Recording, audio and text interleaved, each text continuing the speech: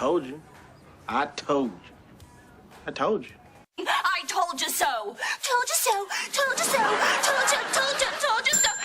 You know, somehow, I told you so just doesn't quite say it.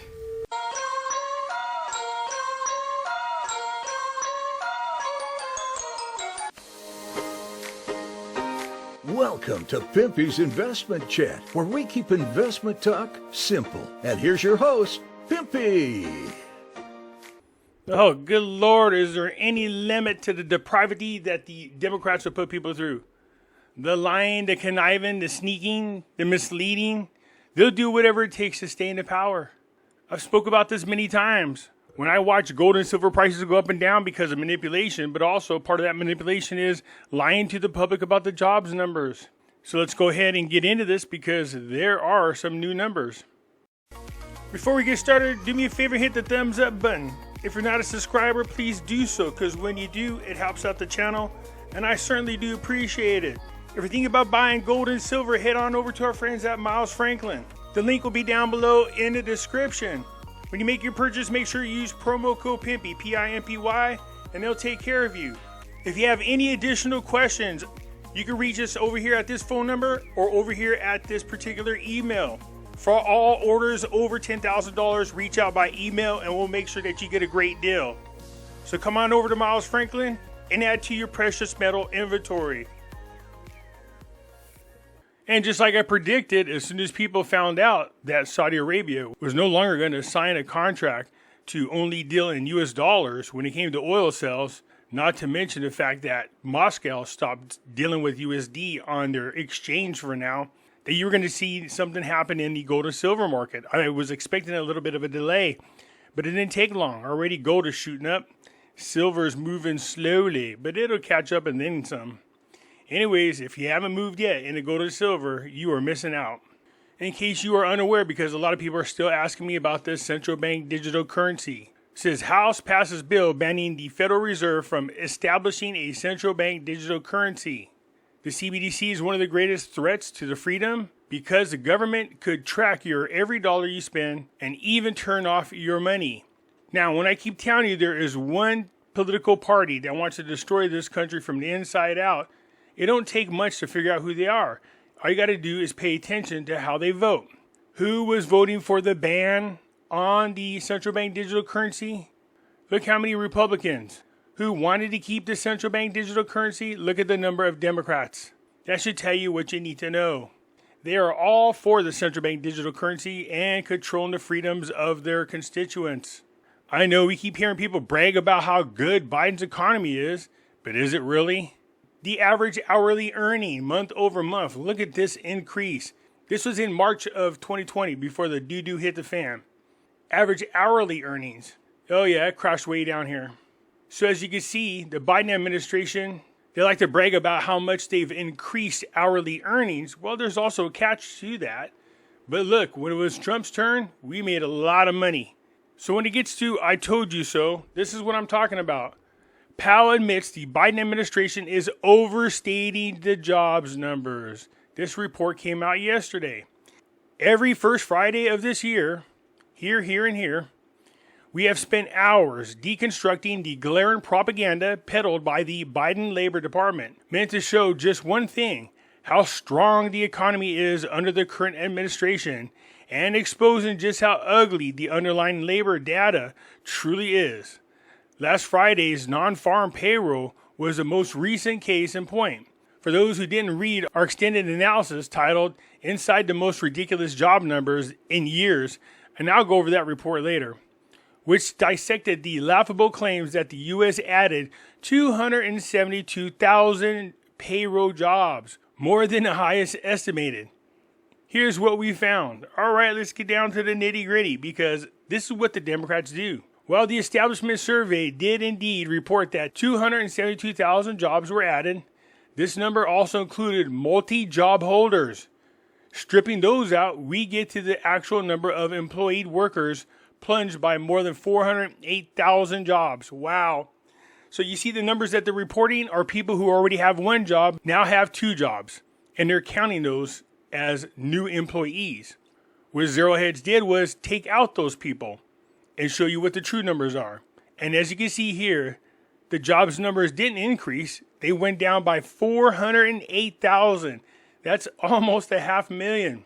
Which is also why the unemployment rate actually went up to 4% for the first time in over 3 years since the time of the RONA. This is terrible, man.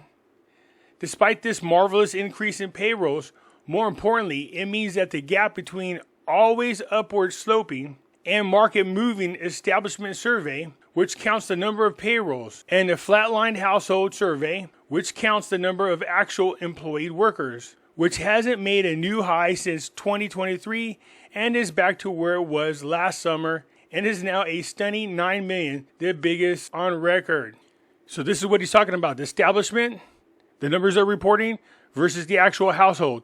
The gap between the two is 9 million jobs. Let that sit in. 9 million jobs. But how is it possible that payroll rose nearly 300,000 while overall employment tumbles by more than 400,000? Well, this is where another propaganda gimmick so frequently abused by the BLS comes into play. The birth-death adjustment, a statistical fudge factor that imputes job growth for any given month based on the entirely subjective assumption made by the group of pro-Biden bureaucrats of how many new businesses were created or destroyed in the United States economy any given moment. Well, in May, the birth-to-death adjustment, recently exposed by none other than Bloomberg, added that 231,000 payrolls to the pre-seasonal adjustment numbers. More astonishing is that the birth-death imputation has resulted in 56% of all payroll growth, or 1.9 statistical payrolls in the past year, when according to BLS, a total of 3.4 million payrolls were created. There's a big difference between 1.9 million and 3.4 million. And you can see the statistics right here. There's more. While one can debate the quantitative aspects of the jobs reports, there is no debating the qualitative. There, it's one big disaster. As we learned in May, whatever the actual number on payrolls, again, not jobs added, what we know is that the trend of full-time to part-time work conversions continues, with 625,000 full-time jobs lost in May, offset by 286,000 part-time jobs. So look at all these full-time jobs lost, and it's countered by 286,000 part-time jobs, which is hardly a new trend. In fact, over the past year, the U.S. has lost 1.2 million full-time jobs, replaced with 1.5 million part-time jobs. I spoke about this before. You have to pay attention to the data. They lie. They will mislead you.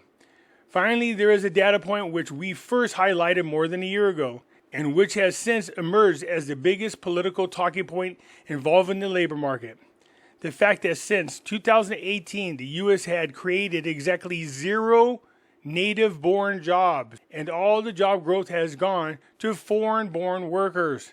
Since 2018, none for the people that were born here, and all for people who came here illegally, and which, as Standard Charter confirmed last week, means almost entirely illegal aliens. That's what I spoke about.